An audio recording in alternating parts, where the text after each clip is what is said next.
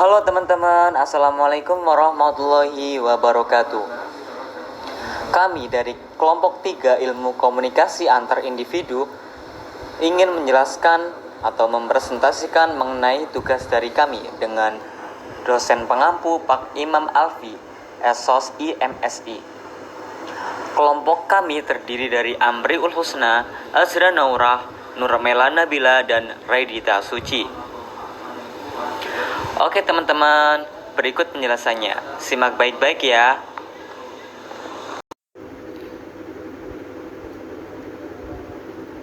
Nah, pada pembahasan komunikasi antar individu ini, kami akan membahas di antaranya yang pertama, pengertian ilmu komunikasi antar individu, yang kedua, ruang lingkup ilmu komunikasi antar individu, yang ketiga, karakteristik ilmu komunikasi antar individu, dan yang terakhir, prinsip-prinsip ilmu komunikasi antar individu.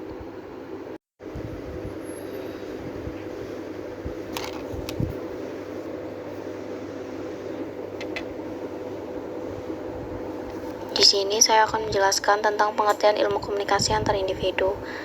Menurut Deddy Mulyana dalam bukunya yang berjudul Ilmu Komunikasi Suatu Pengantar tahun 2010 menuliskan bahwa komunikasi antar pribadi adalah komunikasi antar manusia secara tatap muka yang memungkinkan pesertanya menangkap reaksi orang lain dengan langsung, baik secara verbal maupun nonverbal.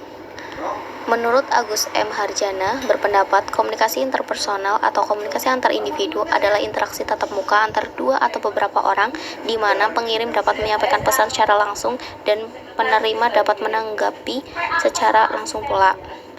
Menurut Joseph A. De Vito, sebagaimana dikutip dari jurnal Proses Komunikasi Interpersonal antara guru dengan murid penyandang autis di kursus piano Storzando, Surabaya pada 2013, menjelaskan bahwa komunikasi interpersonal adalah penyampaian pesan secara verbal maupun nonverbal antara dua orang atau lebih yang saling mempengaruhi. Dan yang terakhir dikutip dari buku pengantar ilmu komunikasi pada tahun 2016 oleh Hafid Cangara, komunikasi interpersonal merupakan komunikasi yang berlangsung antara dua orang atau lebih secara tatap muka.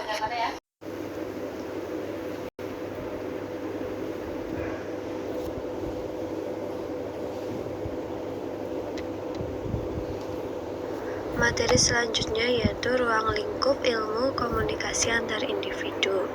Ruang lingkup komunikasi secara terperinci menggambarkan bagaimana cara seseorang dalam menyampaikan sesuatu melalui bahasa atau simbol-simbol tertentu kepada orang lain. Nah, melalui komunikasi antar individu, Anda dapat berinteraksi dengan orang lain secara verbal maupun nonverbal. Dalam bukunya yang berjudul Komunikasi Antar Pribadi, Dr. Silva Hanani, MSI, membahas ilmu komunikasi antar individu seperti beberapa hal di bawah ini. Di antaranya yaitu yang pertama, cara mengekspresikan perasaan secara verbal. Yang kedua, mengungkapkan perasaan secara nonverbal. Selanjutnya, cara menanggapi orang lain. Yang keempat, menyelesaikan konflik antar individu. Dan yang terakhir, etika dalam komunikasi. Selanjutnya, karakteristik dari ilmu komunikasi antar individu. Terdapat beberapa karakteristik dalam komunikasi interpersonal. Menurut Judisi Person dalam Alimun 2018 halaman 16-18 menyebutkan bahwa ada 6 karakteristik komunikasi interpersonal, di antaranya sebagai berikut. Yang pertama, komunikasi interpersonal bermula pada diri sendiri. Artinya, salah satu bentuk proses dalam menyampaikan pesan atau menilai seorang, hal ini butuh adanya kesadaran dari diri sendiri. Yang kedua, komunikasi interpersonal bersifat transaksional. Berarti, transaksional merupakan sifat komunikasi interpersonal, berpacu pada tindakan dari pihak yang terkait saat berkomunikasi. Mereka akan bertukar pesan secara timbal balik dan berkelanjutan. Yang ketiga, komunikasi interpersonal mencakup pada aspek isi pesan dan hubungan antar pribadi. Yang dimaksudkan di sini adalah kekuatan antar individu merupakan komunikasi yang bisa berjalan dengan efektif dan tidak hanya ditentukan oleh kualitas pesan. Yang keempat, komunikasi interpersonal masyarakat saat pihak-pihak berkomunikasi untuk melibatkan kedekatan fisik. Dengan kata lain, pihak-pihak yang berkomunikasi yang saling bertatap muka, komunikasi interpersonal akan berlanjut lebih efektif. Kemudian yang kelima, komunikasi interpersonal menempatkan kedua belah pihak yang berkomunikasi saling bergantung satu sama lain atau interdependensi. Hal ini menandakan ranah emosi dilibatkan dalam komunikasi interpersonal, sehingga terdapat saling bertergantungan emosional di antara pihak-pihak yang berkomunikasi. Dan yang terakhir yaitu komunikasi interpersonal tidak dapat diubah maupun diulang. Artinya saat kita menyampaikan sebuah pesan saat komunikasi interpersonal berlangsung, tidak dapat mengubah ataupun mengulang kembali tentang apa yang sudah disampaikan.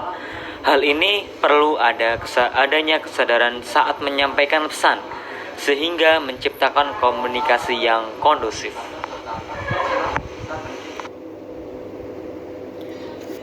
Saya lanjut mengenai prinsip-prinsip komunikasi antar individu.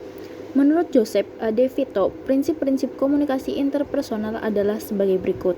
1. Komunikasi interpersonal adalah suatu proses transaksional. Komunikasi interpersonal adalah sebuah proses atau kejadian yang berkelanjutan, di mana masing-masing elemen saling bergantung satu sama lain. Komunikasi interpersonal secara konstan terus terjadi dan mengalami perubahan. Agar dapat memahami gambaran komunikasi interpersonal sebagai proses transaksional, maka model komunikasi transaksional dapat menjadi jawabannya. 2. Komunikasi interpersonal memiliki tujuan. Komunikasi interpersonal memiliki 5 tujuan, yaitu 1. Belajar. Komunikasi interpersonal membuat kita dapat belajar memahami orang lain dan dunia secara lebih baik. 2. Membina hubungan. Komunikasi interpersonal membantu kita untuk berhubungan dengan orang lain. 3. Mempengaruhi. Melalui komunikasi interpersonal, kita dapat mempengaruhi sikap dan perilaku orang lain. Yang keempat, bermain. Komunikasi interpersonal dapat berfungsi sebagai kegiatan bermain. Yang kelima, membantu. Melalui komunikasi interpersonal, seorang terapis menggunakan teknik penyembuhan jiwa yang dikenal dengan metode komunikasi terapeutik dalam keperawatan. Dan prinsip-prinsip komunikasi antar individu yang ketiga, komunikasi interpersonal adalah ambigu. Semua pesan-pesan berpotensi ambigu. Masing-masing orang akan memberikan makna yang berbeda terhadap pesan yang sama. Terdapat ambiguitas dalam semua hubungan. Yang keempat, hubungan interpersonal dapat berbentuk simetris atau komplementer. Interaksi interpersonal dapat merangsang pola perilaku yang sama atau berbeda. Yang kelima, komunikasi interpersonal merujuk pada isi dan hubungan di antara para partisipan. Dalam sistem komunikasi interpersonal, hubungan interpersonal memegang peranan yang sangat penting karena hubungan interpersonal yang baik merupakan penanda bagi komunikasi yang efektif. Yang keenam, komunikasi interpersonal adalah dapat diberi tanda atau ditandai.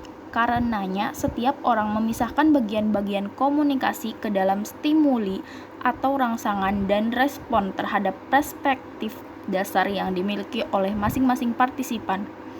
Yang ketujuh, komunikasi interpersonal tidak dapat dihindari, tidak dapat diulang, dan tidak dapat diubah. Ketika berada dalam sebuah situasi interpersonal, kita tidak dapat tidak berkomunikasi, dan kita tidak dapat mengulang secara tepat sebuah pesan secara spesifik.